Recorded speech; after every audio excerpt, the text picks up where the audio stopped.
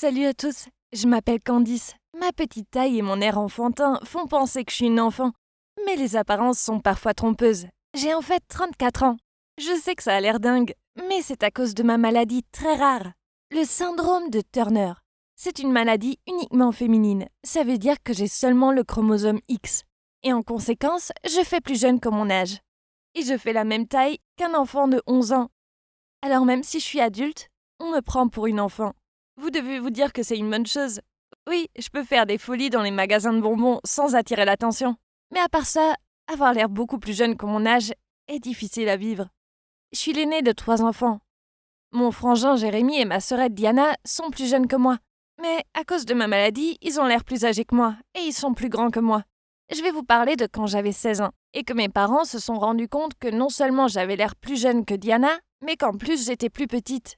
Je me suis dit que c'était rien et je grandissais moins vite, voilà tout. Mais ma mère n'était pas du même avis, alors elle m'a emmenée voir 7 médecins différents. Et puis voilà, l'un d'eux m'a dit que j'avais le syndrome de Turner. Évidemment, ni moi ou ma famille n'avions entendu parler de cette maladie avant. Enfin, je veux dire, une maladie qui vous rend jeune éternellement. On dirait un truc tiré d'un film. Du calme, je suis pas en train de mourir ou autre, mais ça veut dire que je n'aurai jamais l'air d'une adulte. Je me rends compte que les gens dépensent beaucoup pour avoir l'air jeune, et moi, j'ai l'air jeune sans rien faire. Mais croyez-moi, avoir l'air d'une enfant quand vous êtes adulte peut devenir un problème. Par exemple, le lycée fut un cauchemar. J'avais cette amie, Alice. Au début, on était quasiment inséparables. Mais plus le temps passait, et elle vieillissait, mais pas moi. Elle m'a rejetée, et s'est mise à se moquer de moi comme les autres filles. Elle faisait exprès de faire des pleurs de bébé quand je passais devant elle. Et l'une d'elles avait même mis une poupée dans mon casier, avec une photo de moi dessus. J'ai arrêté d'être l'amie d'Alice après ça. Et je regardais avec tristesse les autres filles de mon âge qui commençaient à sortir avec des garçons. Mais aucun garçon ne m'a jamais remarqué. Vraiment, ils ne me remarquaient pas du tout. Surtout les grands. Et pour le peu qui baissaient les yeux et me voyaient, eh bien, ils faisaient des blagues ringardes du genre « Hé Candice, il fait quel temps en bas ?» Et « Il faut que quelqu'un appelle la maternelle car une enfant s'est échappée. » Même pendant les pires taquineries, Diana et Jérémy ont toujours été là pour moi. Ils me réconfortaient quand j'étais triste. Et ils m'attrapaient la boîte de cookies sur l'étagère du haut. Je suis peut-être petite, mais je suis déterminée. Alors j'ai réussi à aller à la fac et j'ai fini par avoir un diplôme d'enseignement. Lors de mon premier jour à mon nouveau poste, j'étais très nerveuse. Mais je me suis rassurée en me disant que je pouvais le faire. En me voyant pour la première fois, mes élèves étaient surpris et très confus. L'un d'eux a dit « Excuse-moi jeune fille, tu es perdue ou quoi? Où est ta maman ?» Waouh, l'audace de cette fille! Elle avait vraiment dit ça? J'ai pris une grande inspiration et j'ai dit « Non, je suis votre prof. J'ai peut-être l'air d'une fille de 11 ans, mais je vous assure que ce n'est pas le cas. » Ils ont tous pouffé et rigolé, et un élève a dit « Ouais, c'est ça. » Alors j'ai montré ma carte d'identité à la classe. Je ne pouvais pas m'empêcher de sourire en les voyant un par un regarder ma carte avec un air choqué. Splendide! Durant mon premier cours, j'ai parlé à mes élèves du syndrome de Turner pour qu'ils puissent comprendre. Après ça, ils me respectaient. Sauf ce garçon qui se prenait visiblement pour le comique de la classe. Puis il a dit « Vous savez, la prochaine fois, vous devriez mettre un costume de chipmunk ou d'elfe, car ça vous irait à merveille. » Toute la classe a rigolé. Alors je l'ai collé pendant 4 semaines. Je peux vous dire que plus personne ne rigolait après ça. Et personne n'a refait de remarques sur ma maladie. Un jour à la cantine, j'étais dans la salle pour les profs quand le prof de sciences, Henri, est venu et s'est assis à côté de moi. Puis a souri en disant « Salut, comment ça se passe ta première semaine ?» Quel canon! Mes jambes ont flanché instantanément. On s'est mis à parler de ma maladie et il était adorable. Ça m'est égal, je connais le syndrome de Turner. Ça n'a pas d'importance parce que je t'apprécie. Ça fait partie de toi. Ces mots faisaient chavirer mon cœur. Il était si sincère et gentil. On a commencé à se voir plus souvent, puis on est sortis ensemble. Ne le dites à personne, mais parfois je le trouvais si irrésistible que je ne pouvais pas m'empêcher de l'embrasser dans le placard de ménage. Bien sûr, ma maladie nous causait des problèmes. Une fois, j'étais avec Henri dans un bar. J'ai demandé au barman si je pouvais avoir une vodka. Il a dit « Désolé ma petite, t'es trop jeune pour boire de l'alcool. » Même quand je lui ai montré ma carte d'identité, il refusait de me servir. Incroyable!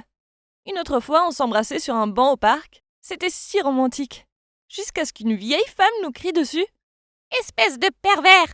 Comment pouvez-vous embrasser une petite fille ?» Pire encore, 2 policiers sont arrivés et j'ai dû me justifier et leur montrer ma carte d'identité. Heureusement, ils m'ont cru. Et Henri n'a pas été arrêté. Mais la vieille femme continuait de regarder Henri avec mépris.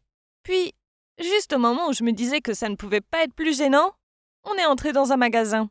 Henri venait de me passer des céréales que je ne pouvais pas atteindre, quand j'ai entendu quelqu'un derrière moi. « Candice, c'est toi ?»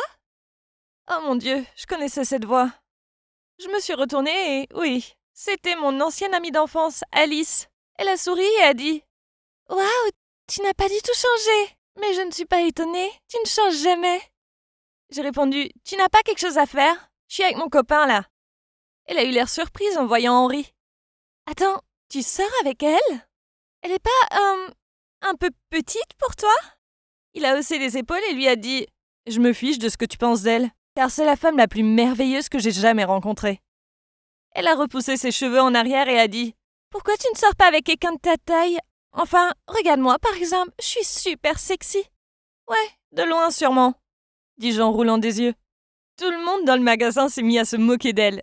Et maintenant, c'est elle qui était gênée. Vous savez ce qu'on dit? La vengeance est un... Enfin, vous connaissez la suite. Malgré tout ce cirque, Henri est resté avec moi et a continué à me soutenir. Il a même organisé un rendez-vous pour que nos familles se rencontrent. On s'est rencontrés dans un restaurant. Quand les parents d'Henri m'ont vu, ils étaient assez surpris. Sa mère m'a enlacée, mais son père m'a regardé froidement. Mes parents n'ont pas arrêté de poser des questions à Henri, pendant que Diana et Jérémy parlaient sport avec les sœurs jumelles d'Henri. Tout allait bien jusqu'à ce que soudainement, le père d'Henri frappe du poing sur la table en disant « Je n'en peux plus. Vous ne devriez pas sortir avec mon fils, il est trop bien pour vous. Votre petite taille va lui gâcher la vie. » J'essayais de garder mon calme, mais au fond de moi, c'était tellement blessant que je n'avais pas les mots. Henri est intervenu en disant « Ça suffit, papa. Tu ne peux pas traiter les gens comme ça juste parce qu'ils sont différents. Tu devrais avoir honte. » Puis il s'est agenouillé et a sorti une bague de sa poche. « Candice, je t'aime et je t'aimerai toujours. Alors, me ferais-tu l'honneur de devenir ma femme ?» Au début, j'étais bouche bée. Mais ensuite, j'ai retrouvé mes mots et j'ai dit « Oui, oui, oui, je veux t'épouser. » Je pleurais de joie et ma famille et sa mère applaudissaient et s'enlaçaient. Mais ensuite, le père d'Henri a secoué la tête, dégoûté, puis est parti en vitesse. Le jour de notre mariage, le père d'Henri a refusé de venir.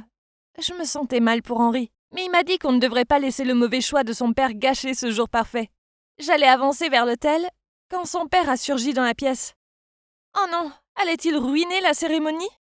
Tout le monde le fixait, et je pensais que j'allais m'évanouir à cause du choc.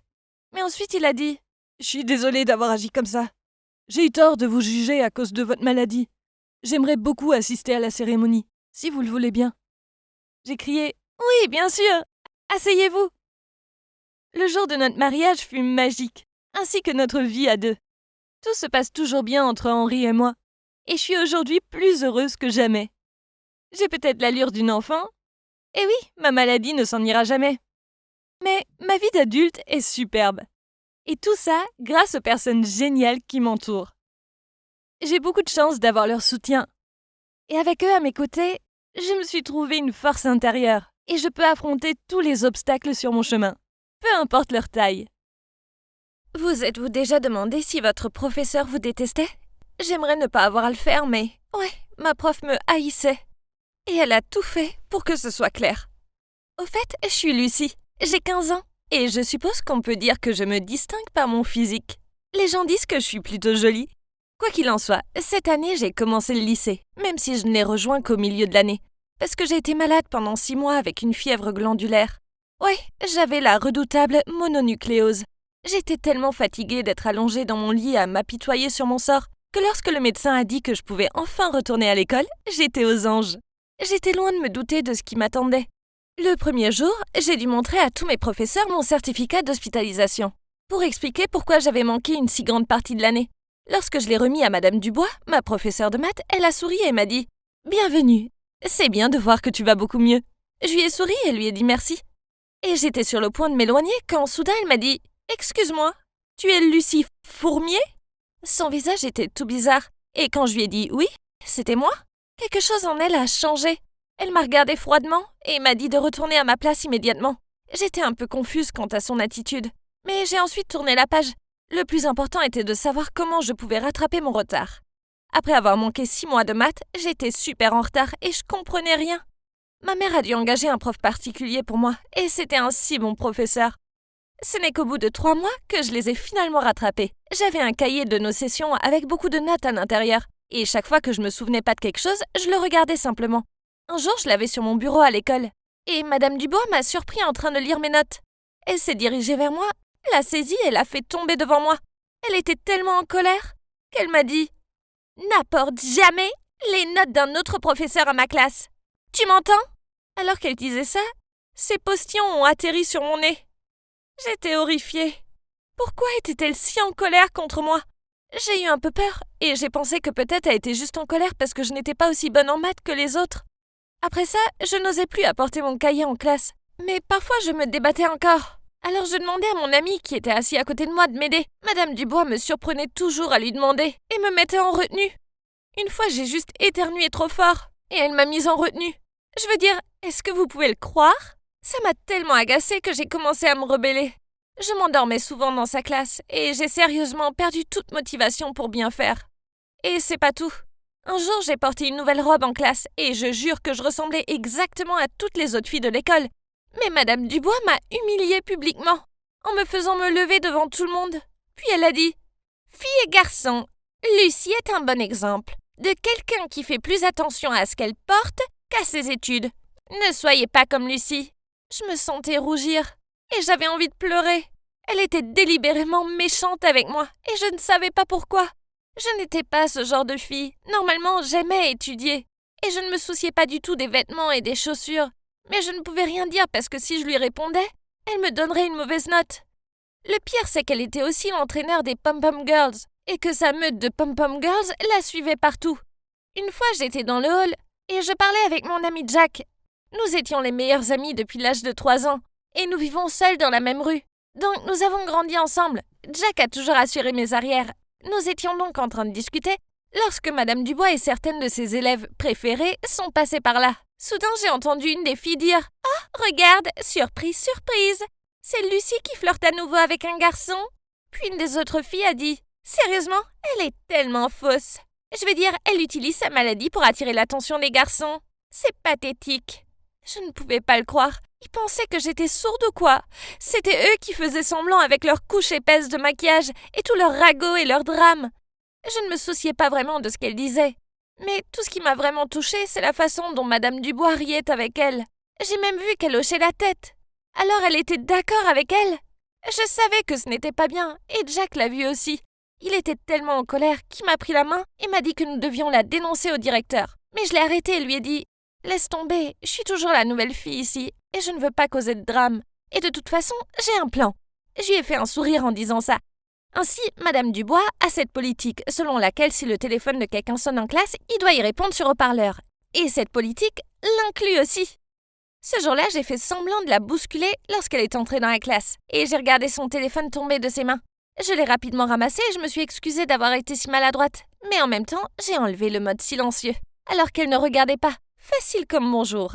Vous voyez, je m'étais arrangée pour que Jack l'appelle. Ça allait être hilarant. 5 minutes plus tard, son téléphone s'est mis à sonner très fort. Sa sonnerie était Single Ladies de Beyoncé, et tout le monde a éclaté de rire. Elle a paniqué et a rapidement pris son téléphone pour l'annuler. Mais Jack a persisté. Il n'a pas arrêté d'appeler. Et tout le monde en classe lui a rappelé la politique. Alors elle n'a pas eu d'autre choix que de répondre. Eh bien, attendez un peu.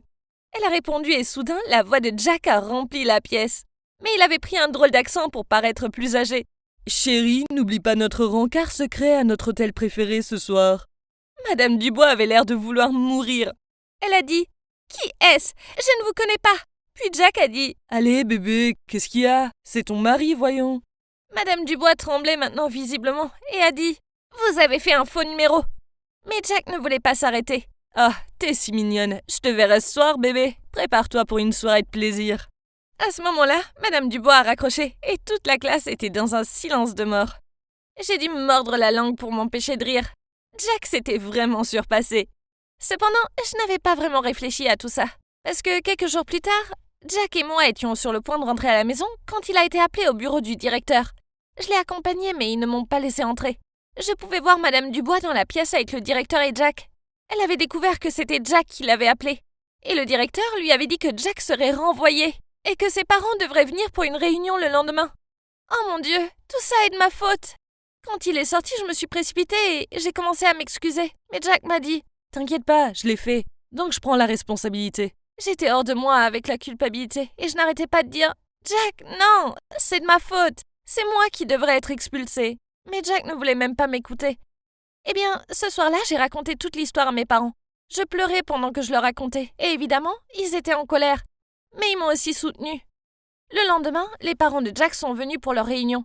Le directeur était là, ainsi que le conseil d'administration de l'école et bien sûr Madame Dubois. Heureusement, mes parents sont arrivés juste à temps pour interrompre la réunion, et nous avons fait irruption dans la salle. Nous leur avons dit la vérité, que j'avais été tellement malade et que je devais trouver un professeur particulier, et c'est pourquoi j'ai porté ce carnet. Puis comment Madame Dubois m'avait si maltraitée et avait été si impolie avec moi tout le temps. Je leur ai dit que l'incident de l'appel téléphonique était de ma faute, et que Jack avait juste voulu m'aider.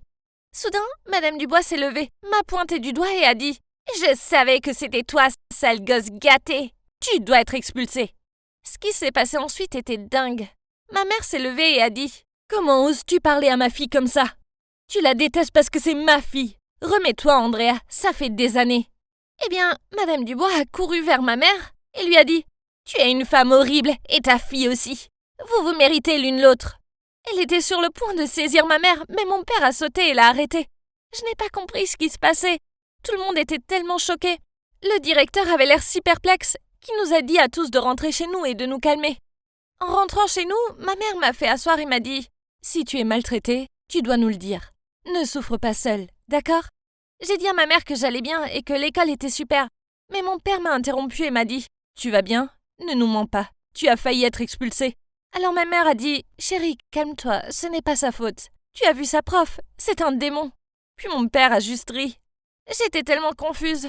Puis il a dit « Oh oui, Lucie, on aurait déjà dû te le dire. Mais Madame Dubois était à l'école avec nous. » Puis ils m'ont raconté que tous les trois étaient allés au lycée ensemble et que ma mère et Madame Dubois avaient eu le béguin pour mon père. Alors ils sont devenus des ennemis jurés. Elles se disputaient tout le temps. Et Madame Dubois avait été renvoyée de l'école à cause de ma mère. Bien sûr, mon père ne savait pas tout ça à l'époque. Et il était tombé amoureux de ma mère. Waouh! Maintenant j'ai compris la vraie raison pour laquelle Madame Dubois m'a traitée comme ça. Elle était évidemment toujours en colère contre ma mère. Et quand elle a vu mon nom, elle ne pouvait plus contrôler sa colère. Et elle avait tout rejeté sur moi. Ma mère m'a dit « Lucie, tu me ressembles exactement lorsque j'étais au lycée. Parce que j'étais jolie, tant de gens étaient jaloux. » Puis elle s'est tournée vers mon père, a souri et a dit « Je vois que Jack est assez semblable à ton père. Tu devrais faire attention. » À ce moment-là, maman et moi avons éclaté de rire. Mon père était juste sans voix. Et devinez quoi? Tout s'est arrangé à la fin. Madame Dubois a été réaffectée à une autre école. Et Jack et moi n'avons été suspendus de l'école que pendant 2 semaines. Maintenant, nous sommes plus proches que jamais. Et il y a définitivement une vraie alchimie entre nous. Enfin, le lycée redevient bon, hein? Jennifer en salle d'opération. Elle avait trouvé une excroissance et voulait que je l'examine. Quand j'ai palpé pour vérifier, elle a sursauté. Et son réflexe premier fut de me donner un coup de poing. Puis je me suis évanoui. Je me suis réveillé quelques minutes plus tard, elle et une infirmière penchées au-dessus de moi, bouche bée. Mon nez saignait encore. Je devais être dans un piteux état. Elle n'arrêtait pas de dire désolé, mais je la rassurais en disant que ce n'était pas grave. Puis avec son autorisation, j'ai continué l'auscultation. J'ai découvert quelque chose, donc je lui ai fait passer une biopsie et au final, j'ai dû lui annoncer qu'elle avait un cancer du sein et qu'elle devrait subir une mastectomie. Je voyais qu'elle était bouleversée. J'avais l'habitude que les patients pleurent à l'annonce d'une mauvaise nouvelle, mais elle était si forte et courageuse. Elle me posait simplement quelques questions sur l'opération, puis elle est partie calmement. Puis, à ma surprise, elle m'impressionnait davantage chaque jour. Durant les semaines suivantes, elle m'apportait mon déjeuner chaque midi. Je pensais qu'elle avait peur que je lui en veuille de son coup de poing, et que c'était sa manière de se faire pardonner. Les repas qu'elle m'apportait étaient délicieux, et je dois l'avouer, l'avoir était mon rayon de soleil de la journée. Elle était si adorable et courageuse. Elle traversait une période horrible, mais elle ne baissait jamais les bras. Au lieu de ça, elle arrivait gaiement dans ma salle en souriant. Je suis rapidement tombé amoureux d'elle, et je savais que c'était réciproque, car notre alchimie était évidente. Mais c'était ma patiente, et je devais penser à ma carrière. Donc il fallait que je sois prudent. Pourtant, je ne lui résistais pas, ni à ses délicieux repas. J'étais occupé à l'hôpital toute la journée, et je n'avais pas le temps pour un rencard, alors qu'elle enseignait les arts martiaux à des enfants et travaillait seulement le soir. Donc elle avait beaucoup de temps libre. C'est pour ça qu'elle me faisait à manger tous les jours et m'apportait à manger à l'hôpital. Même après sa mastectomie réussie, elle venait toujours m'apporter à manger. C'est là que je n'ai pas pu m'empêcher de lui avouer mes sentiments. Et elle a dit oui. Parfois, elle devait attendre plusieurs heures avant que je termine avec mes patients en salle d'opération. Quand elle s'endormait en m'attendant, elle ressemblait à un petit chaton. Mais rapidement, ce chaton s'est transformé en tigre, et j'ai vite découvert que cette tigresse mordait. Aïe! Les choses étaient compliquées avec mon travail. Mes patients étaient surtout des femmes, et quand je les auscultais, il fallait que... oui, vous voyez ce que je devais faire. Bien sûr, Jennifer le sait car je l'avais auscultée de nombreuses fois déjà. Elle imaginait toujours que je tomberais amoureux de quelqu'un d'autre. Une qui, à ses yeux, serait entière. J'essayais de la rassurer que c'était elle que j'aimais, et elle seulement. Opération ou non, à mes yeux, elle était parfaite. Mais peu importe le nombre de fois où je lui disais, elle ne me croyait pas. Elle me disait qu'aucune fille ne pourrait accepter que son copain tripote une autre femme et en parle avec elle quotidiennement. Je lui ai dit, normalement, le corps humain est une merveilleuse création de la nature, mais pour les yeux d'un médecin comme moi, c'est une simple masse de chair. Est-ce que tu trouverais un morceau de viande beau? Ça ne te donne pas la chair de poule d'imaginer ça? Puis elle a rétorqué. Donc à tes yeux, je ne suis qu'un bout de viande, c'est ça? Ah, j'essayais de lui dire que ce n'était pas ça. Mais mon Dieu, elle était têtue. Il m'a fallu des heures pour la calmer. Chaque jour, elle venait à l'hôpital et me lançait un regard noir quand de belles jeunes femmes entraient et sortaient de ma salle. Ces agissements n'ont pas passé inaperçus auprès des infirmières, qui m'ont dit qu'elle mettait les patients mal à l'aise avec ses regards insistants et ses expressions dédaigneuses.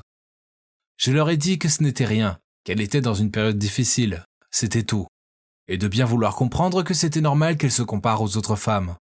En leur disant ça, je ne savais pas si je pourrais excuser ses futurs comportements. Cet après-midi, durant mon déjeuner tardif, Jennifer m'a demandé si la 8e fille qui est entrée dans ma salle était belle. Oh mon Dieu, la seule personne dont je me souvenais était celle qui était sortie de ma salle 5 minutes plus tôt. Je me souvenais uniquement que c'était celle avec le kyste, mais je ne me rappelais pas de son visage. Pourquoi tu mets tant de temps à réfléchir? Tu te souviens de son visage? Tu dois juste te dire qu'elle n'était pas belle, non? J'ai balbutié.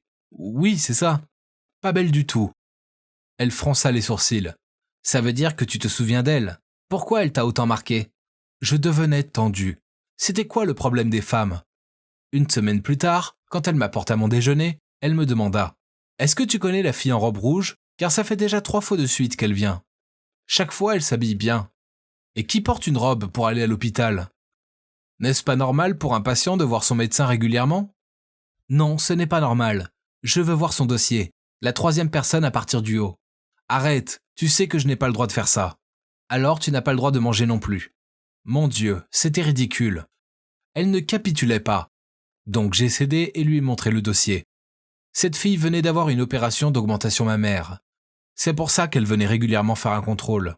Jennifer a souri en disant « Je le savais, ce sont des faux. Je pensais que ça en resterait là, mais il se trouve que ce n'était que le début. » Jennifer me bombardait de questions sur la fille en robe rouge. Par exemple, est-ce qu'elle me plaisait? Je lui ai dit ce qu'elle voulait entendre. Qu'elle était la seule qui comptait à mes yeux, etc. Mais bizarrement, les jours suivants, elle ne venait plus à l'hôpital. Elle m'envoyait quelques messages tous les jours, puis a disparu.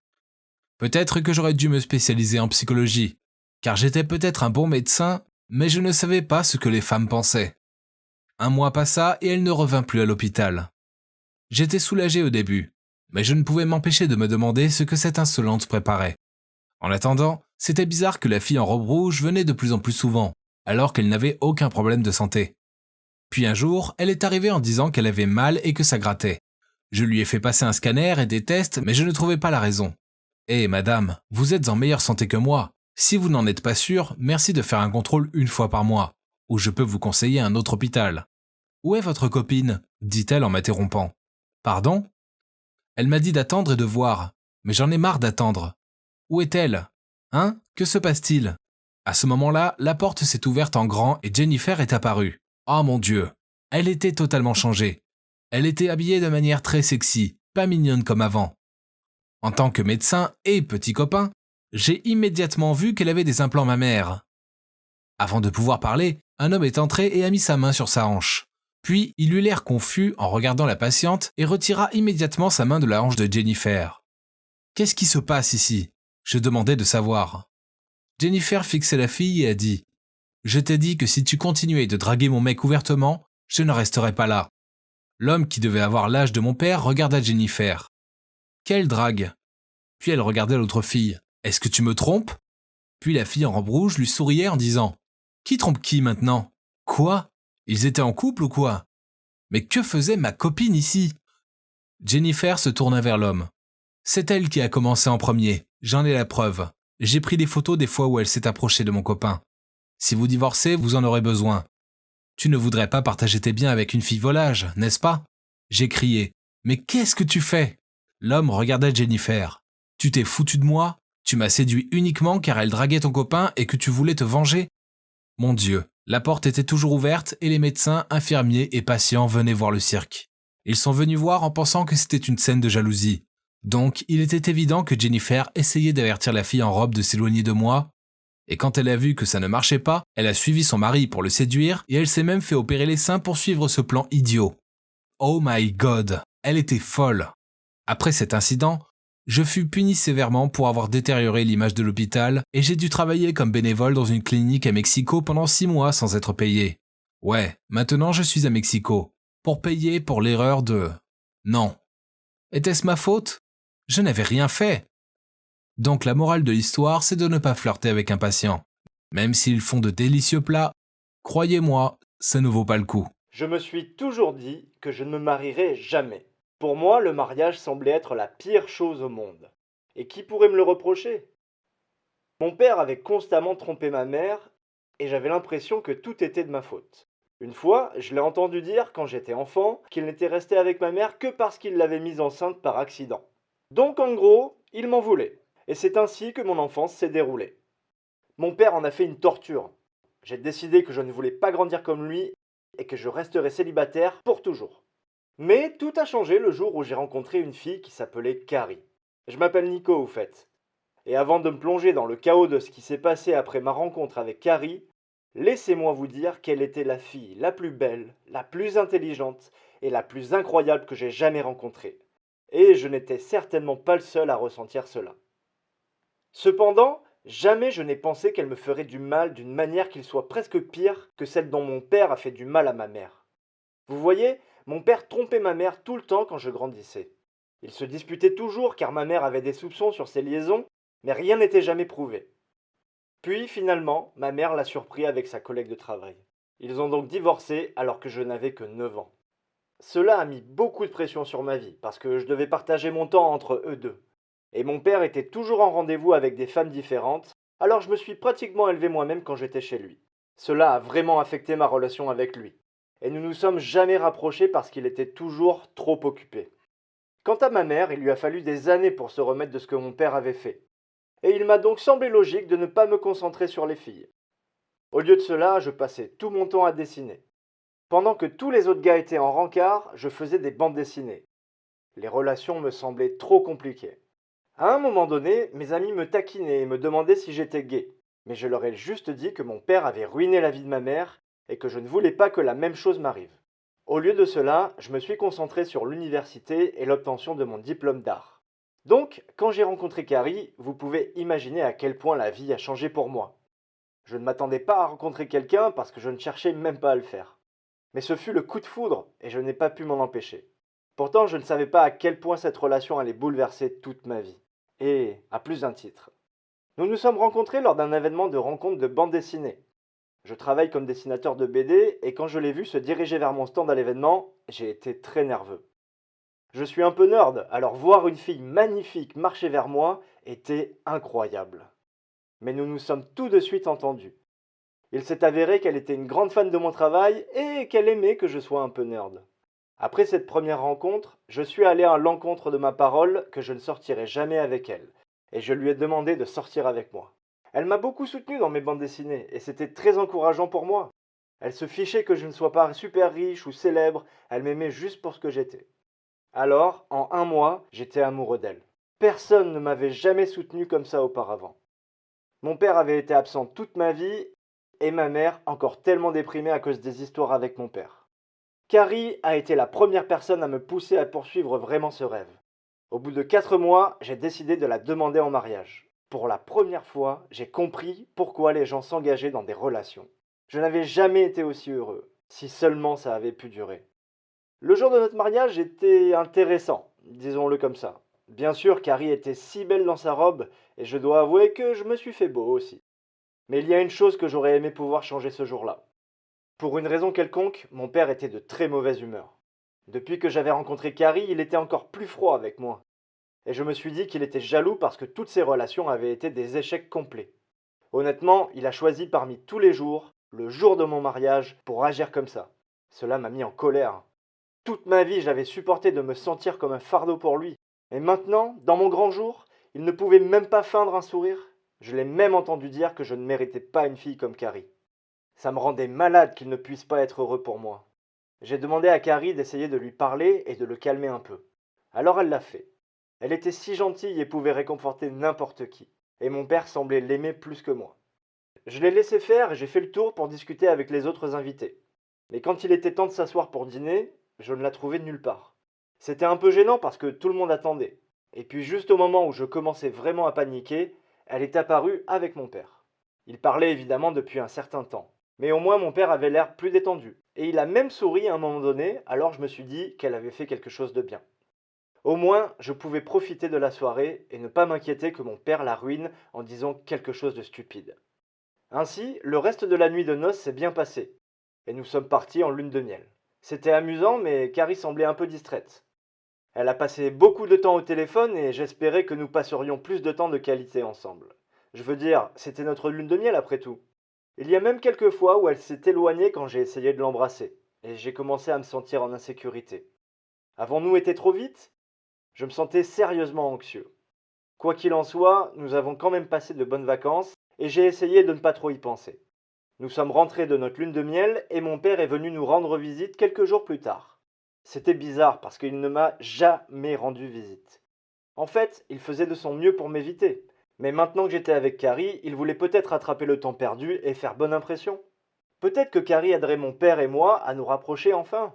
Mais un jour après son départ, j'ai trouvé un sac avec de la lingerie révélatrice à l'intérieur. Je l'ai appelé et lui ai demandé s'il avait oublié quelque chose, puis il a ri et m'a dit «Oh, c'est pour Carrie, et pour toi. Tu dois garder cette étincelle, n'est-ce pas, fiston?» J'étais choqué. Quel cadeau bizarre pour sa belle-fille. Ça m'a mis un peu mal à l'aise. Mon père n'avait clairement aucune idée que c'était inapproprié cependant. C'était tellement embarrassant. Bref, la Saint-Valentin approchait et j'ai décidé de faire une surprise à Carrie. Récemment, elle avait été distante et je me suis dit qu'il fallait que je fasse quelque chose de super romantique pour qu'elle me remarque à nouveau. J'ai donc décidé de quitter le travail plus tôt et de lui faire la surprise d'un bain avec des pétales de rose. J'ai même acheté de belles bougies et je me suis dit que je lui préparais aussi un délicieux repas. Mais quand je suis rentré à la maison, la voiture de mon père était dans l'allée. C'est bizarre, me suis-je dit. Je ne l'attendais pas et quand je suis entré, je ne l'ai vu nulle part. Papa? J'ai appelé, mais il n'y a pas eu de réponse. Je suis monté et c'est là que j'ai remarqué que la porte de notre chambre était fermée. Je l'ai ouverte et mon pire cauchemar s'est réalisé. Mon père était au lit avec ma femme. Et non, ils n'étaient pas seulement en train de parler, ils étaient en train de s'embrasser. J'ai cru que j'allais m'effondrer. Tout mon corps s'est mis à trembler et Carrie a subitement sauté. «Nico!» cria-t-elle, en se couvrant la poitrine avec le drap. «Qu'est-ce que tu fais à la maison si tôt?» Je n'ai pas pu retenir mes larmes. Je ne pouvais sérieusement pas croire que Carrie me ferait une chose pareille. Avec mon père! Pour ne rien arranger, mon père s'est mis à rire. J'avais l'impression que j'allais exploser, alors je suis allé directement vers lui et je lui ai donné un coup de poing au visage et je lui ai demandé de sortir de chez moi. Carrie s'est interposée entre nous pour m'empêcher de lui faire du mal et cela m'a encore plus contrarié. Pourquoi le protégeait-elle? Finalement, il a réussi à s'échapper et à quitter la maison. Alors j'ai demandé à Carrie de faire ses valises et de se tirer aussi. Je ne voulais plus jamais revoir aucun d'entre eux. Et j'ai crié à Carrie quand elle est partie que je demanderais le divorce tout de suite. Honnêtement, je n'ai jamais pensé que Carrie me tromperait. Ça ne m'avait même pas traversé l'esprit. Je me suis senti si trahi. Quand elle est partie avec ses valises, je me suis senti complètement écrasé. Je n'avais aucune idée de l'endroit où elle allait vivre maintenant, mais ce n'était pas difficile à deviner. Ma vie était finie. Mon propre père, qui m'avait maltraité toute ma vie, avait fait la pire des choses possibles. Il m'avait volé ma femme.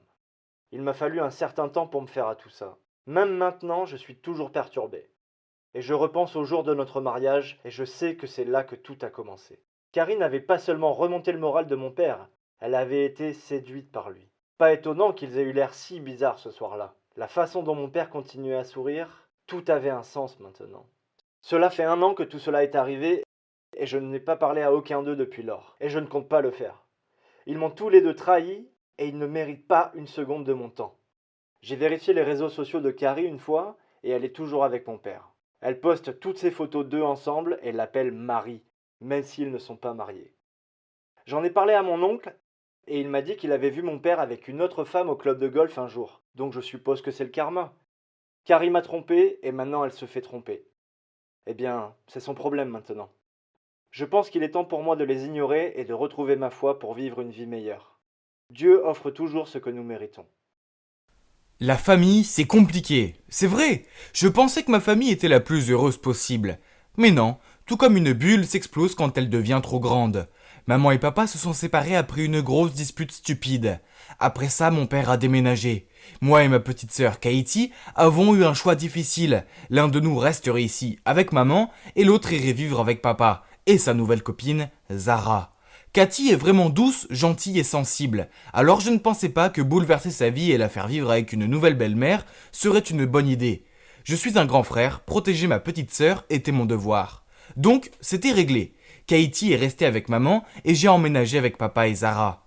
Quelques mois plus tard, maman est tombée amoureuse d'un certain Valentin et l'a épousé. Je n'étais pas très convaincu par Valentin. Je ne l'avais rencontré que quelques fois, mais il semblait trop prétentieux à mon goût. Bref, revenons à papa. Et il s'avère que ma vie avec eux était une partie de plaisir. Et ils me laissaient sortir quand je voulais, et ils me faisaient à peine faire des tâches ménagères. Au contraire, Zara n'était pas une personne méchante. Elle me traitait comme un membre de la famille, et, pour mon 16e anniversaire, elle a même suggéré à mon père de me surprendre avec ma propre voiture. Des jours heureux. Mais il y avait un hic. D'après les messages de ma sœur, je sentais que les choses n'étaient pas si roses avec elle. Donc je suis allé lui montrer ma nouvelle voiture. Enfin, c'était juste une excuse pour aller vérifier comment ça se passait. Je suis entré dans la maison pour trouver Katie en train de vider le lave-vaisselle. Elle pleurait. Je comprends, les tâches ménagères sont nulles, mais ce n'était pas assez terrible pour faire pleurer quelqu'un. Il y a quelque chose qui cloche. Je lui ai préparé une boisson et on s'est assis et on a parlé. Elle m'a dit que c'était Valentin, qu'il ne l'aimait pas et qu'il lui causait toujours des problèmes. Katie a dit « Il m'a toujours considéré comme une épine dans le pied, car il voulait que maman passe tout son temps avec lui. Il exigeait que je fasse toutes les tâches ménagères, mais quand maman rentrait du travail, il disait qu'il les avait faites. Si j'essayais de lui poser des questions à ce sujet, il me mettait dans le pétrin et en racontant des mensonges à maman à mon sujet. Comme la fois où il a dit que je l'avais insulté et que j'avais volé 20 $ dans son portefeuille. Je n'ai pas aimé ce que j'ai entendu, donc je lui ai demandé « As-tu essayé de dire à maman ce qui se passe ?» Elle a hoché la tête et a soufflé. Oui, elle a dit que je suis juste paresseuse et jalouse. J'ai répondu. On dirait que maman est aveuglée par l'amour. Ne t'inquiète pas, sœurette. Elle va bientôt revenir à la raison. Elle a retenu ses larmes et a dit. Je l'espère, Thomas, parce que ça craint vraiment ici. Je lui ai dit de me prévenir la prochaine fois que Valentin faisait quelque chose de louche. Waouh, il s'avère que ce type aime donner des coups bas. Quelques jours plus tard, il a remplacé l'huile de cuisson par du whisky. Et quand maman a commencé à cuisiner, tout a pris feu. Valentin s'est précipité à la rescousse et il a accusé Katie en disant qu'il l'avait vue tenir la bouteille de whisky hier soir. Mais il a supposé qu'elle essayait simplement de la voler. Puis il a dit à maman que Katie avait insisté pour qu'il cuisine son steak. Donc la farce devait lui être destinée. Maman l'a tout de suite cru et l'a puni en lui faisant manquer le bal de l'école et en lui faisant faire des tâches ménagères à la place. Pauvre Katie, elle était si bouleversée. Mais une semaine plus tard, Valentin le sournois a encore frappé. Cette fois, Katie l'a vu remplacer la mayonnaise light de maman par de la mayonnaise complète. Katie s'est précipitée chez maman pour l'attraper en flagrant délit, mais quand elle est arrivée, elle l'a vu étaler de la mayo light sur son bagel. Maman a crié sur Katie pour avoir dit des mensonges sur son beau-père, et l'a punie encore une fois. C'était nul. Ma sœur est la plus gentille des filles, et elle ne mérite pas ça. Sans parler du fait que certaines de ses farces semblent dangereuses. Pas tant celle de la mayonnaise, mais celle du feu aurait pu mal finir. Ce Valentin devait arrêter de jouer, et il était temps que je lui montre que personne ne s'en prend à ma petite sœur. Donc j'ai suggéré que nous échangions les choses pendant quelques semaines. Katie irait vivre avec papa et apprendrait à connaître Zara, et moi j'irais vivre avec maman et apprendrais à connaître Valentin. Il est clair que Valentin savait qu'il ne pouvait pas m'embêter. Donc la première semaine, il est resté hors de mon chemin. J'ai utilisé ce temps pour faire le plein, me relaxer, apprécier la cuisine de maman et préparer ma vengeance. Quand la deuxième semaine est arrivée, j'étais prêt à faire de la vie de Valentin une misère. Sacré vénard de Valentino. Maman travaillait très dur car Valentin avait perdu son emploi. Alors, en bon fils que je suis, je l'ai conduite à l'épicerie. Maman était si heureuse de mon aide et elle m'a promis de me faire mon omelette préférée. Quand nous sommes rentrés à la maison, maman a appelé Valentin pour qu'il vienne aider à porter les sacs à l'intérieur. Il a essayé de l'impressionner en les portant tous à la fois. Mais l'un d'eux s'est ouvert et les provisions sont parties dans tous les sens, y compris la boîte d'œufs.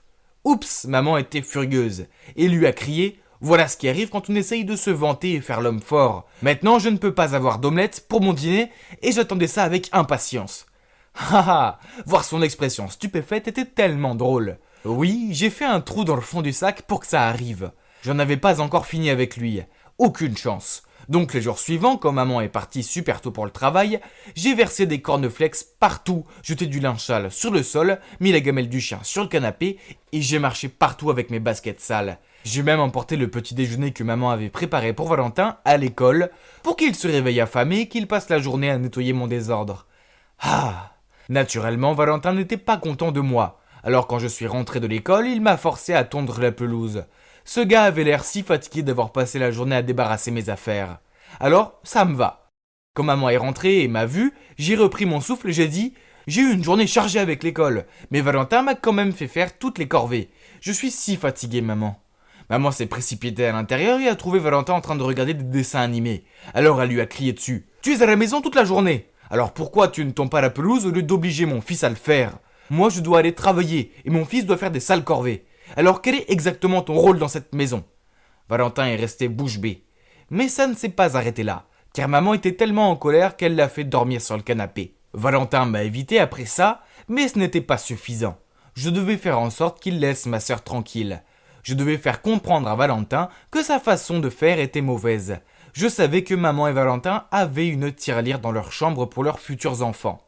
Alors, quand ils n'étaient pas là, je me suis faufilé dans leur chambre, j'ai cassé la tirelire et j'ai caché l'argent dans la veste de Valentin. Ce soir-là, après le dîner, j'ai demandé à maman si je pouvais emprunter ses écouteurs. Elle est allée les chercher dans sa chambre, juste au moment où Valentin a pris sa veste et est allé partir. Au moment où il a franchi la porte, nous avons entendu un cri affolé à l'étage. C'était ma mère. Elle avait dû trouver la tirelire cassée et a couru en bas en criant après Valentin. Il est resté sur le pas de la porte, confus. Mais elle a vérifié ses poches et voilà, l'argent était là. Elle l'a agité en colère devant son visage. « C'est quoi ça, hein? Tu vas dépenser les économies pour notre enfant, c'est ça? Tu ne gagnes pas d'argent, alors arrête de tout gâcher. » Ils se sont disputés dehors. Alors je suis monté dans ma chambre et j'ai regardé par la fenêtre. Soudain, une voiture s'est arrêtée et une fille bien habillée en est sortie. Oh wow, c'était Katie. Elle a couru vers maman et l'a prise dans ses bras. Puis papa et Zara sont apparus. Il s'avère que Katie a passé un bon moment chez papa. Zara a toujours voulu avoir une fille. Alors quand Katie est arrivée, elle était si heureuse qu'elle l'a emmenée faire du shopping, l'a coiffée et l'a gâtée. Quand maman a regardé sa propre fille qui avait une meilleure vie avec sa belle-mère, j'étais sûr qu'elle a réalisé à quel point elle était mauvaise. Je pouvais voir son visage honteux. Je me suis précipité en bas et j'ai salué ma sœur. Puis je me suis tourné vers maman et lui ai dit « Maman, tu devrais t'occuper davantage de Katie. Tu vois, Valentin me maltraitait. Tu ne sais pas à quel point il était dur avec elle. Nous t'aimons, alors fais confiance à Katie comme tu m'as fait confiance. » Puis je me suis tourné vers Valentin. « Tu es son mari, mais cela ne veut pas dire que tu peux nous remplacer dans le cœur de notre maman. Les mamans aiment toujours plus leurs enfants. Ne sois pas enfantin et n'essaye pas de les séparer ou je reviendrai. » Et je lui ai fait un clin d'œil. « Ouais, ok. » Il a grogné puis il s'est retourné vers Cathy et a dit « Je suis désolé Katie. Que dirais-tu de commencer une nouvelle page ?» Katie a souri gentiment et elle a dit « Ok, j'aimerais bien. » On dirait que j'ai sauvé la journée.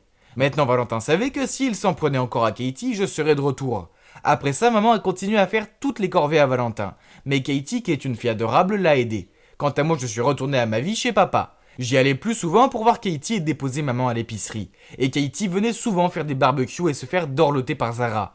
Donc à la fin, tout a fonctionné et maintenant, nous sommes une grande famille. Dingue et totalement disparate. Mais bon, tant que tout le monde est heureux et n'essaye pas d'embêter ma petite sœur, ça me va. Les règles, les règles, les règles. Les mères aiment vraiment les imposer, n'est-ce pas? Au fait, je m'appelle Céleste et mes parents ont divorcé quand j'avais 8 ans. Alors depuis, c'est juste moi et maman. Maman a établi un tas de règles ennuyeuses pour moi, mais je déteste les suivre. J'ai 18 ans et je devrais m'amuser, non? Pour moi, les règles sont faites pour être brisées de toute façon. Et croyez-moi, je les ai brisées. Seulement, cela a chamboulé toute ma vie. Un jour, j'avais un examen de maths important. Mais je déteste les maths. Alors, au lieu de ça, j'ai séché l'école et je suis allée au cinéma avec mes amis. Pour information, le dernier film Avengers venait juste de sortir. Et il était hors de question que je le rate et que je me fasse critiquer. Peut-être que ma mère m'aurait donné une punition pour quelques semaines, mais ce n'est pas trop grave. Pas vrai? En arrivant à la maison, j'ai trouvé ma mère qui m'attendait. Elle m'a regardée et elle a dit « Céleste, j'ai reçu un appel intéressant de l'école. Il s'avère que tu n'y étais pas de toute la journée. Alors, où étais-tu? » Oh non, grillée. J'ai juste haussé les épaules et répondu « Dehors. C'est à cause de tes amis. Ils ont une mauvaise influence sur toi. » Je me suis dirigée vers ma chambre. « Céleste, reviens ici et parlons. » a-t-elle crié après moi. Mais je l'ai ignorée. Puis elle a crié « Je ne peux plus te supporter. Toi et ton attitude de gamine. Tu vas aller vivre avec ton père. » Quoi? Elle me mettait à la porte? Waouh! Je ne m'attendais pas à ce qu'elle fasse ça. Peu importe. J'en avais marre de me faire engueuler tout le temps. Papa serait peut-être plus compréhensif. Je n'avais pas beaucoup vu papa. En fait, la dernière fois c'était... je crois que c'était lors de mon 16e anniversaire. C'était un homme occupé, puisqu'il est le directeur de cette école de garçons prétentieux. Maman ne plaisantait pas, et elle l'a appelé le soir même, et il est venu et il a chargé mes affaires dans le coffre de sa voiture. C'était super gênant, je ne savais pas du tout quoi lui dire. Puis, au bout d'une heure de voyage très ennuyeux, il a dit « J'ai rempli toutes les procédures d'admission pour toi. Tu pourras commencer tes études dans mon école demain. » Quoi? C'était une école de garçons, et j'étais une fille. De plus, il était hors de question que j'étudie dans un endroit où mon père était le directeur. Paniquée, j'ai demandé « Mais papa, ce n'est pas une école de garçons ?» Il a répondu « C'était le cas avant, mais récemment, nous avons laissé accepter quelques étudiantes. Je ne peux pas y aller. Tu es le directeur. Ce serait si embarrassant. » Pas question. J'irai dans une autre école. Ou autre chose. Il m'a jeté un regard sévère et a dit « Ta mère m'a tout dit sur ton comportement dans ton ancienne école, et c'est inacceptable. Donc, tu vas faire tes études dans mon école pour que je puisse garder un œil sur toi. Ce n'est pas discutable. » Oh mon Dieu, je ne peux pas le croire. Il était beaucoup plus strict que maman. Alors, à contre-cœur, j'ai murmuré « Bien, mais seulement si tu me promets de ne dire à personne que je suis ta fille. » Il a hoché la tête et a dit « D'accord, si c'est ce que tu veux. » L'école ressemblait à un film bizarre, où les personnages se croient en sécurité, mais ils disparaissent un par un. Pour commencer, elle était située sur une colline, à des kilomètres de tout. À l'intérieur, c'était tellement masculin, des bruns et des gris, et je n'ai pas vu une seule photo dans tout le bâtiment. La seule chose féminine dans tout l'endroit étaient les toilettes des filles. Nous devions partager tout le reste avec les garçons. Quel désagrément! L'uniforme était le même pour les garçons et pour les filles. Une chemise trop grande, un pantalon large et ces chaussures plates dégoûtantes. Berk! Pendant l'éducation physique, les filles étaient obligées de faire les mêmes exercices que les garçons. Des développés couchés, des pompes et jouer au football, mais pas ce que je qualifie de fun. Et il n'y avait même pas d'équipe de pom-pom girl. Puis il y avait toutes ces règles stupides pour les filles, comme seuls les uniformes sont autorisés à l'école. Pas de jupe, pas de robe, même pas de jean. Boutonnez le haut de votre chemise, attachez vos cheveux en un affreux chignon, ne pas flirter avec les garçons. Yep, c'était réellement une règle. Vous vous rendez compte? Je ne savais pas si c'était un lycée ou une prison. Je pensais que c'était inquiétant, mais je me suis vite rendu compte que cette école a un gros problème. C'est peut-être parce que cette école était à l'origine réservée aux garçons. Mais cet endroit n'appréciait pas du tout les filles. Une fois, dans un cours d'histoire, le professeur nous a demandé en quelle année Abraham Lincoln était devenu président. Facile, mais avant même que je puisse lever la main, elle a continué. Cette question semble trop difficile pour les filles. Alors, est-ce que l'un des garçons connaît la réponse? Quoi? Comment a-t-elle pu dire ça? C'est quoi cette attitude machiste? Cela m'a mis de mauvaise humeur. Alors, pendant le dîner, j'ai décidé d'en parler à papa. Il devait savoir à quel point son école était ridicule. Alors, je lui ai dit combien je détestais ces règles stupides et combien ses professeurs étaient sexistes. Il m'a lancé un regard noir et m'a dit qu'il n'y avait pas assez de filles dans l'école pour justifier un uniforme séparé. De plus, si les filles s'habillaient différemment, cela ne ferait que distraire les garçons. Quant aux profs d'histoire, c'était juste parce que les garçons ont souvent de plus grandes connaissances que les filles en la matière. Alors peut-être qu'elle ne voulait pas embarrasser les filles au cas où elles ne pourraient pas donner la bonne réponse. Ah, quel genre d'argument était-ce ? Ce n'était pas le bon vieux temps. Ces vieilles personnes devaient s'adapter à la décennie. Ok, très bien. Je vais prouver à toute l'école et à tous les professeurs qu'il n'y avait pas que des garçons ici. Le lendemain, j'ai rassemblé toutes les filles de ma classe. En fait, il n'y en avait que 2, Laura et Diane. Et nous nous sommes retrouvés dans le seul endroit réservé aux filles, les toilettes des filles. Puis je leur ai dit « Hey les filles, bienvenue dans notre club, la poupée. Je pense qu'il est temps que nous nous battions pour nos droits et notre présence dans cette école. Les filles comptent aussi, non ?» Au début, elles semblaient toutes les 2 un peu inquiètes. Je comprends, elles ne voulaient pas avoir d'ennui. Alors j'ai rapidement réussi à les convaincre que ce serait bien, amusant même. Alors, elles ont accepté. Tout d'abord, il était temps de faire quelque chose à propos de cet horrible uniforme. Nous avons attaché nos chemises pour montrer nos tailles. Et j'ai demandé aux autres de se maquiller subtilement pour que notre peau ait l'air d'avoir un éclat naturel. Puis, nous avons toutes mis des accessoires de cheveux à paillettes et des chouchous colorés dans nos cheveux pour donner un peu de peps à nos coiffures. Diane a regardé dans le miroir et a dit « Ok, peut-être que notre uniforme n'est pas si mal. » Et nous avons toutes éclaté de rire. Maintenant, il était temps de faire une entrée. Nous avons toutes marché dans le couloir ensemble. Tous les garçons et les filles se sont retournés pour nous regarder avec des yeux admiratifs et la bouche ouverte. Un autre garçon a même laissé tomber sa pile de livres sur le sol, et un autre est rentré dans son casier. Ah ! Le charme des filles était absolument irrésistible, n'est-ce pas ? Bientôt, nous sommes devenus un groupe populaire dans l'école. Les garçons voulaient nous parler, et les filles des autres classes se sont également jointes à notre groupe. Et je leur ai montré comment styliser leurs uniformes. C'est génial, non ? Ouais, il y a un problème. Les professeurs étaient des vieux schnocks qui n'apprécient pas le style. Un jour, avant le cours, un professeur s'est approché de moi et de mes amis et nous a accusés de ruiner la dignité de l'uniforme et d'exercer une influence négative sur les autres élèves. Alors, nous lui avons dit « Nous ne violons aucune des précieuses règles de l'école. Nous portons l'uniforme, nous gardons notre bouton supérieur fermé et nous avons la coiffure réglementaire. S'habiller est une qualité des filles d'ailleurs. Si les garçons sont distraits, c'est de leur faute, pas de la nôtre. Donc, tu ne peux pas nous en vouloir pour ça. » Après cela, j'ai semblé devenir une épine dans le pied de tous les professeurs. Dans chaque matière, on me demandait toujours de répondre à la question la plus difficile. Et, bien sûr, je ne connaissais pas la bonne réponse. D'ailleurs, personne ne la connaissait. Et ensuite, ils me lançaient un regard jubilatoire. Oh, comme ils étaient immatures.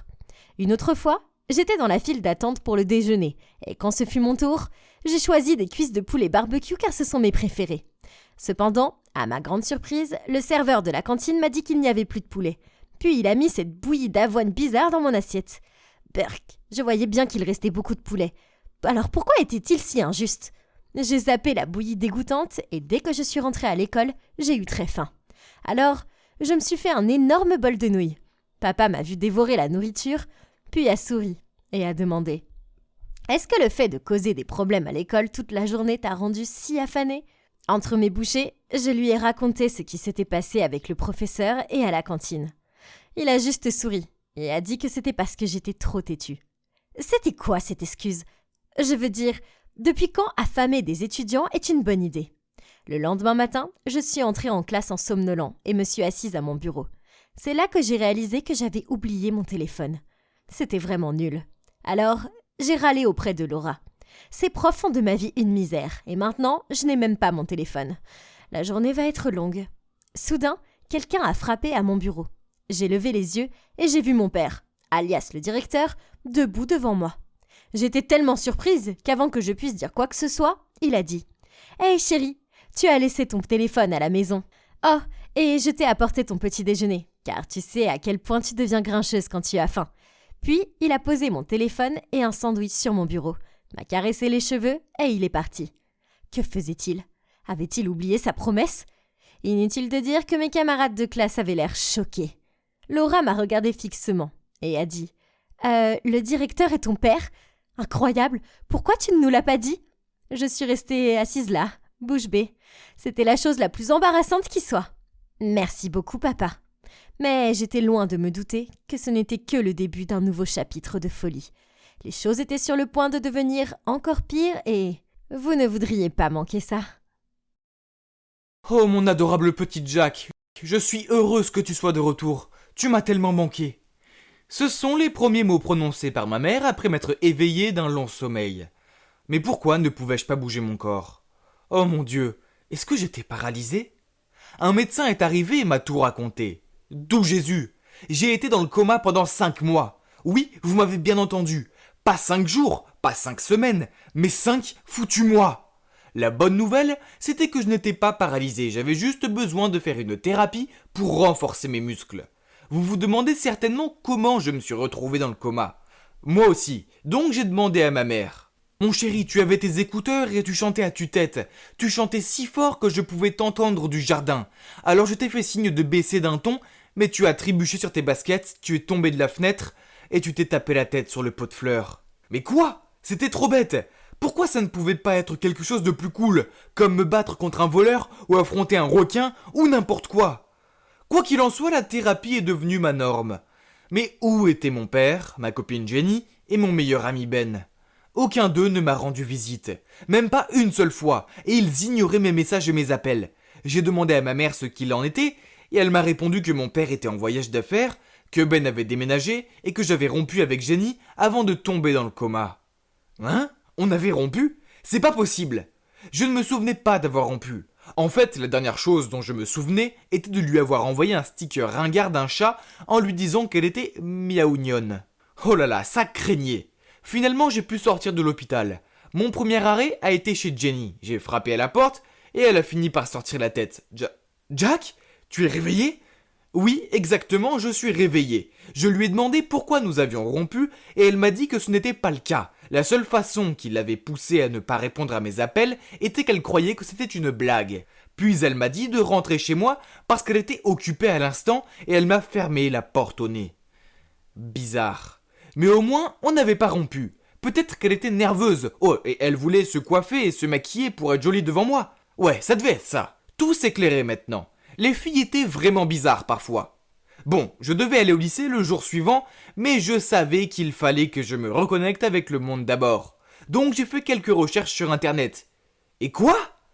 Donnez-moi des mouchoirs, je vais pleurer. Ma série préférée Supernatural était terminée. Pour de vrai cette fois-ci. Oh mon Dieu! Après 15 ans, comment avait-il pu faire ça? Oh waouh, il y avait autre chose. Trump n'était plus président. Et c'est quoi toutes ces danses sur TikTok? Tout ça, ça me donnait mal à la tête. Alors je suis allé me coucher. Le lendemain matin, à l'école, tout le monde s'est précipité sur moi pour me serrer dans ses bras ou me taper dans la main. Quand je suis rentré en classe, enfin, tout le monde à l'exception de Ben. Purée, tu parles d'un ami? Mais attends, il n'était pas censé avoir déménagé? Avec mes charmes, ma bonne mine, mes talents sportifs et les plus belles meufs de l'école, j'étais un mec super populaire. Pas étonnant que tout le monde semblait ravi de me revoir. C'était cool d'être de retour. Mais quand mon prof est arrivé, il m'a regardé de travers et m'a dit que je n'étais pas dans la bonne classe. On m'avait renvoyé en première parce que j'avais raté trop de cours. Mais quoi? Je ne pouvais pas passer mon diplôme avec mes camarades? Mais quelle poisse! Je me suis assis avec les premiers et oh purée, on aurait dit Dwayne Johnson. The Rock, assis dans une classe de maternelle. Ils avaient tous l'air de gamins à côté de moi. Je n'avais jamais été aussi soulagé d'aller manger de toute ma vie. Je me suis dépêché de me rendre à la cantine et j'ai vu Jenny. Alors je l'ai enlacée dans le dos. Et pourquoi avait-elle un ballon sous son t-shirt? J'étais sous le choc quand j'ai vu son ventre. Ouais, ma copine était enceinte. Elle a éclaté en sanglots et a commencé à s'excuser.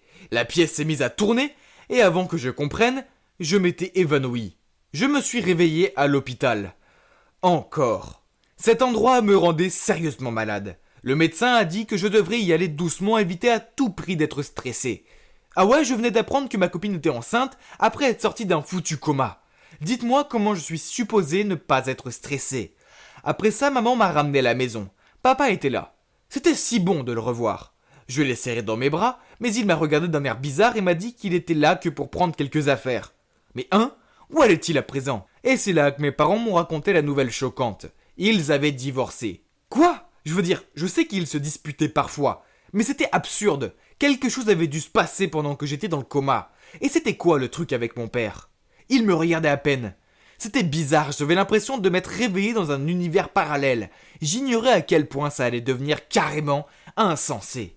Le lendemain à l'école, j'ai vu la voiture de Ben s'arrêter devant l'entrée.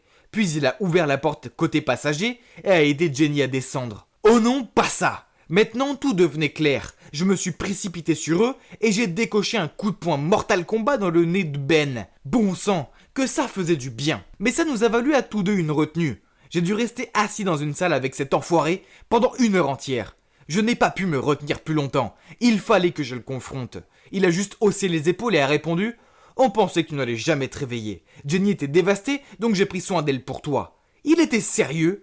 Il avait pris soin d'elle en la mettant en cloque. Super boulot, mon pote. Il n'y avait aucune chance que je lui reparle un jour et j'allais le jeter de l'équipe de basket. Ah oui, j'ai oublié de mentionner que j'étais le capitaine. Le jour suivant, j'ai débarqué en plein entraînement et crié « Yo, votre capitaine est de retour et nous allons mener cette équipe à la victoire !» Je m'étais attendu à des cris enthousiastes, mais non. Ils sont tous restés silencieux, les yeux fixés sur leurs pieds. Puis l'entraîneur est arrivé et m'a dit que j'étais exclu de l'équipe pendant au moins 6 mois. Ordre du médecin. Et devinez qui était le nouveau capitaine de l'équipe. Ouais, personne d'autre que mon super amigo Ben. Si je comprends bien, j'étais dans le coma. Donc mon meilleur pote Ben ici présent a non seulement piqué ma copine, mais aussi ma position en tant que capitaine. Waouh, qu'on me remette dans le coma s'il vous plaît, parce que cette vie craint. Pas étonnant que ma mère m'ait dit qu'il avait déménagé. J'aurais aimé qu'il le fasse. J'étais furax et j'avais besoin de parler à quelqu'un. Alors je suis allé chez mon père. J'allais frapper quand j'ai entendu des voix à l'intérieur entre mon père et une femme. Je me suis faufilé à la fenêtre et j'ai commencé à filmer avec mon portable. Mais attendez, ce n'était pas une meuf quelconque, c'était Jenny. On ne peut pas cacher cela à Jack pour toujours. Il ne découvrira jamais, à moins que tu ne lui racontes. Alors continue à jouer le jeu. Voilà l'argent pour le mois. Maintenant je pars. Oh mon Dieu, je ne pouvais pas le croire. Ok, laissez-moi récoller les pièces. Mon père avait une liaison avec Jenny et le bébé était le sien. Ma mère l'avait découvert et avait divorcé, puis m'avait menti pour me protéger. Mais papa ne voulait pas le bébé, alors Jenny avait fait croire à Ben que le bébé était le sien. À présent, tout prenait un sens. Heureusement, j'avais la séquence de sa traîtrise. Il était temps de le menacer avec. Après tout, étant un élu local, la dernière chose qu'il voudrait serait que ce soit révélé au grand jour. Je trafiquais un faux email auquel j'ai joint la vidéo. Je connais ton sale petit secret et je vais te faire payer. Il a tout de suite répondu qu'il était prêt à payer 10 000 € pour la vidéo. Alors je lui ai donné un rendez-vous dans le parc à minuit. J'ai aussi envoyé la vidéo à Jenny et lui ai dit de venir dans le parc à moins qu'elle ait envie que ça fasse le buzz. J'y suis allé plus tôt et les ai attendus 2 heures après m'être caché dans un buisson. Ils ont eu l'air surpris de se voir, mais rien ne les avait préparés à me voir surgir du buisson. Oui, une crampe en criant « Voyons voir ce que nous avons là. Mon très cher père et mon adorable petit ami ayant un bébé ensemble. » J'ai pris mon portable tout en poursuivant. « Comment as-tu pu me faire ça à moi et à maman? Je crois qu'il serait juste que le monde sache dont tu es capable. » Mon père m'a supplié d'arrêter, mais j'étais furieux. Si furieux que j'allais le publier quand Jenny a soudain hurlé « Ne pouvez-vous lui dire la vérité maintenant ?»« Oh Seigneur, quoi encore ?» Mon père soupira et commença à tout m'avouer.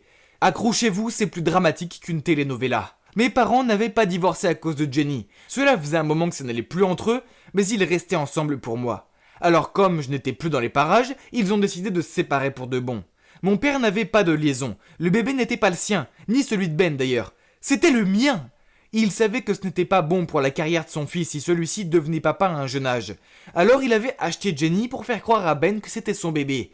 Oh mon Dieu, j'étais entouré de tarés. C'était trop pour moi. Alors je suis parti en courant, je me suis enfermé dans ma chambre pour essayer de faire le lien. Être dans le coma, ce n'était pas cool. Mais le pire, c'est que tous les gens à qui je tenais m'ont trahi ou m'ont menti. Le lendemain, Jenny est passée chez moi pour me demander si on pouvait se remettre ensemble. Bien sûr, j'ai accepté. Ah, je rigole, ma réponse a été « jamais de la vie ». Je veux dire, allez, faisons les comptes. Elle m'avait d'abord laissé tomber pour de l'argent et après elle avait eu une liaison avec mon meilleur ami. C'était fini pour de bon. Mais je continuerai à l'aider et je serai toujours là pour notre enfant. Ben a essayé de me parler à plusieurs reprises, mais je ne veux rien savoir de lui. Il rêve s'il croit que je veux redevenir pote avec ce menteur. Je suis toujours fâché que maman m'ait menti, mais je crois que je la comprends. Elle l'a fait avec les meilleures intentions. Après tout, elle voulait juste me protéger. Et puis, c'est la seule à être restée à mes côtés quand tout allait mal. Quant à mon père, il va me falloir beaucoup de temps pour lui pardonner vraiment. Mais j'essaye. Il a peut-être fait des choses assez horribles, mais c'est quand même mon père. Voilà, c'est à peu près ça, c'est fou, non ? Le coma m'a tout pris, mais ça m'a aussi permis de voir le vrai visage de mes proches. Maintenant, j'ai décidé de suivre 2 règles. 1. Faire super attention à qui j'accorde ma confiance. Et 2. Ne jamais plus chanter près d'une fenêtre ouverte. Oups, toujours pas ça. Waouh, pourquoi ont-ils une pièce entière juste pour les chaussures? C'est dingue. Et je marmonnais en fermant la porte. Je jure que c'était la 20e porte que j'ouvrais. Cet endroit était fou. Je n'avais aucune idée de la porte qui mènerait à ma chambre. Pour être honnête, je n'ai jamais été dans un endroit aussi somptueux de toute ma vie. Bon, il ne reste plus qu'à choisir entre cette porte et celle-là. Souhaitez-moi bonne chance. Mais alors que j'atteignais la poignée de la porte, j'ai entendu une voix. « Hey, quelle farce tu me fais encore?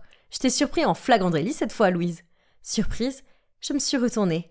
Et oh, waouh! Il y avait ce gars super mignon debout, l'air si content de lui. Ça devait être Eric, le grand frère ennuyeux dont Louise m'avait parlé. Seulement, il n'avait pas l'air ennuyeux pour moi. Mais bon, je devais rester dans le personnage, alors j'ai répondu. Ouais, je suppose que j'étais trop occupée à penser à des trucs que je n'ai pas regardé où j'allais. Va doucement, mon frère. Puis, je me suis immédiatement enfuie dans l'autre pièce pendant que Eric me regardait avec confusion. Ouf, je l'ai échappé belle. Et waouh, Louise était une princesse ou quelque chose du genre. Elle vivait dans un véritable palais. Regardez sa chambre.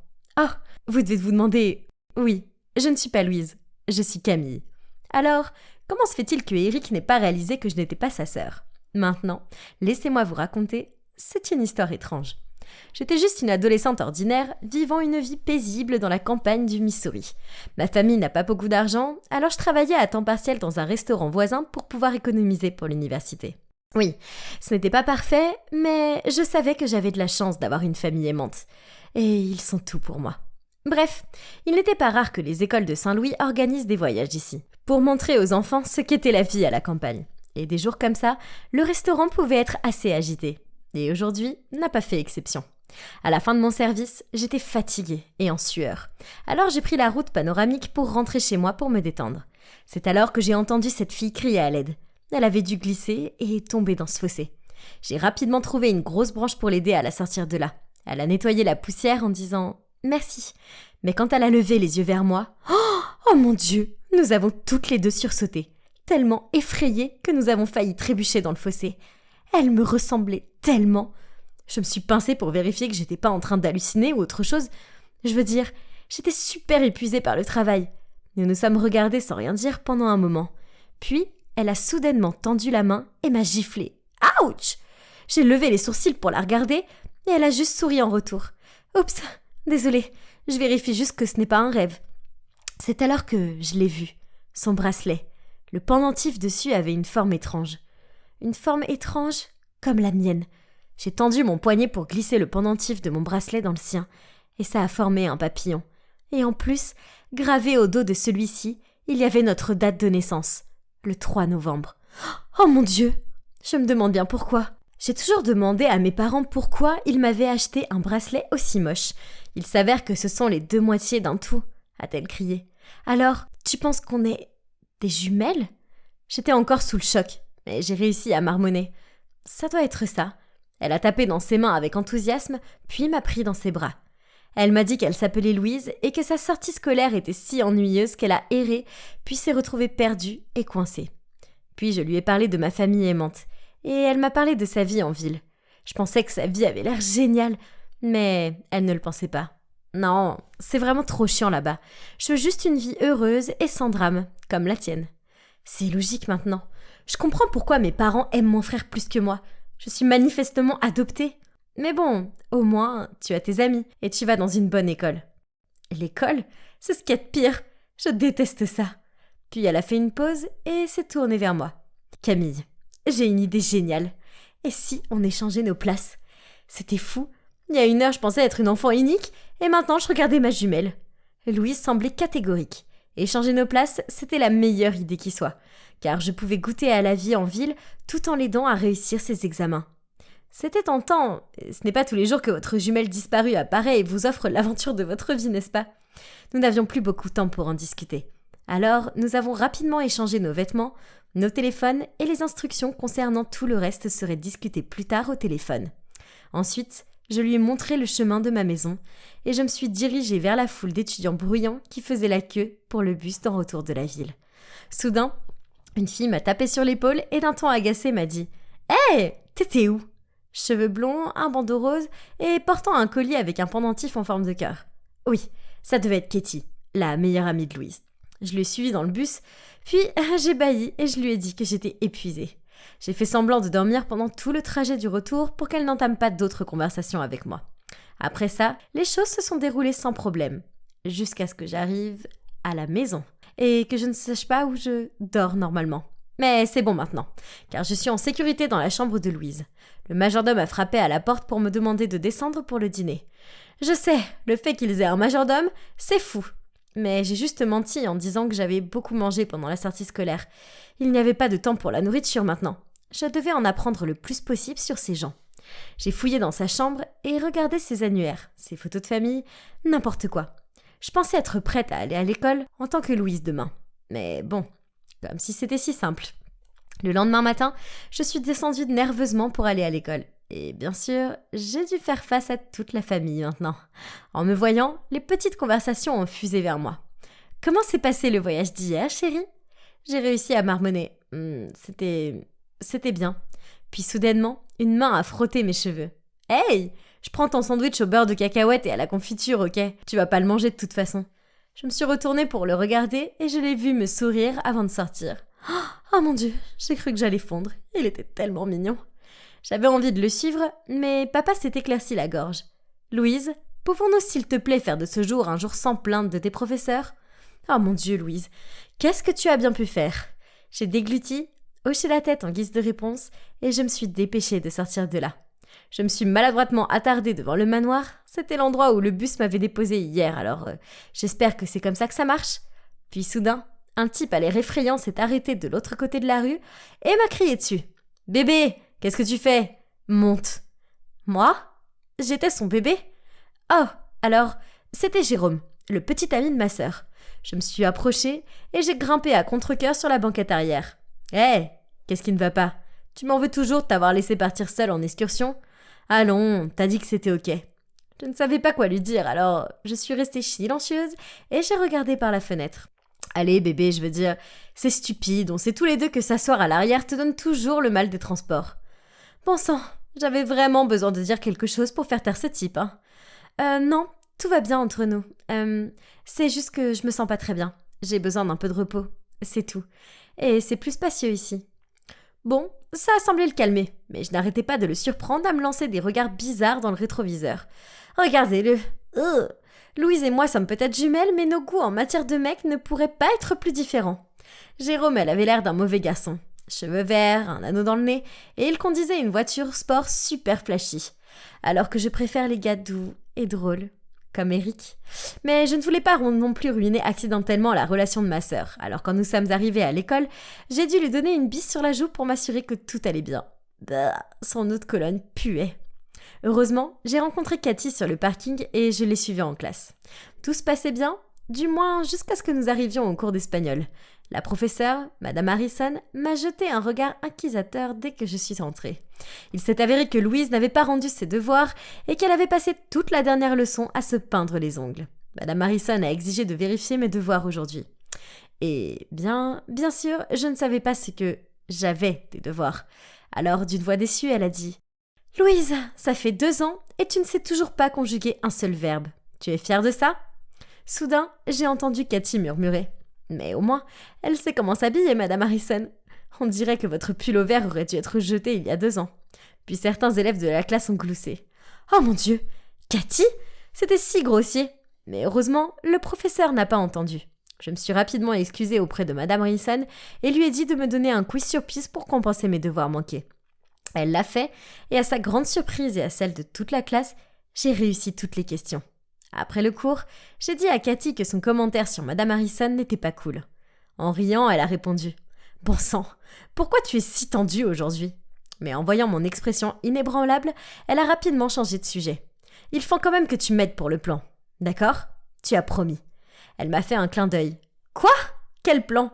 Dans la confusion, j'ai fait un sourire à Cathy. « Oh, ne t'inquiète pas, ma belle. J'ai tout prévu. » Cette nuit-là, Louise m'a appelée et nous avons fait le point sur notre premier jour. Les choses se sont encore mieux passées que prévu. Apparemment, elle a adoré être là-bas. Et elle s'est sentie si chaleureuse et connectée avec papa et maman, et elle était sûre qu'ils étaient nos vrais parents. Elle a également aidé à nourrir les poules et cueillir les pommes dans le jardin. Soudainement, elle a failli me faire renvoyer du travail car elle ne savait pas comment utiliser le four. Mais elle a réussi à s'en sortir grâce à son charme. Je lui ai dit comment j'avais géré la situation de Jérôme et fait la paix avec Madame Harrison. Louise, Cathy m'a parlé d'un plan. Qu'est-ce que c'est? Ah oui, j'ai promis de la caser avec Eric. Je suppose que tu vas devoir réaliser ça pour moi maintenant. Mon cœur s'est effondré quand j'ai dit « Eric? Comme ton frère Eric? Ouais, maintenant qu'il n'est pas biologique, ce n'est pas étonnant que je ne m'entende pas avec lui. Pas comme nous, hein ?» J'ai forcé un rire et changé de sujet. Mais, oh non, Eric était bien plus adapté à toi que la belle Cathy. Mais bon, c'était la vie de Louise, alors je devais m'assurer de ne pas tout gâcher. Et peut-être que lorsque la vérité sur ce jumelage éclatera, j'aurai ma chance avec Eric. Pour l'instant, nous avons accepté de continuer à vivre la vie de l'autre. Je suppose que c'était assez facile, vu que tout ce que Louise semblait faire était de traîner avec ses amis et d'éviter de faire ses devoirs. La seule chose que je n'ai pas aimée, c'est de mettre Cathy avec Eric. Et c'est là que les choses se sont compliquées. Est-ce qu'on dira un jour la vérité à tout le monde, ou cet échange de vie est trop amusant pour être arrêté? Ne manquez pas la deuxième partie pour le découvrir.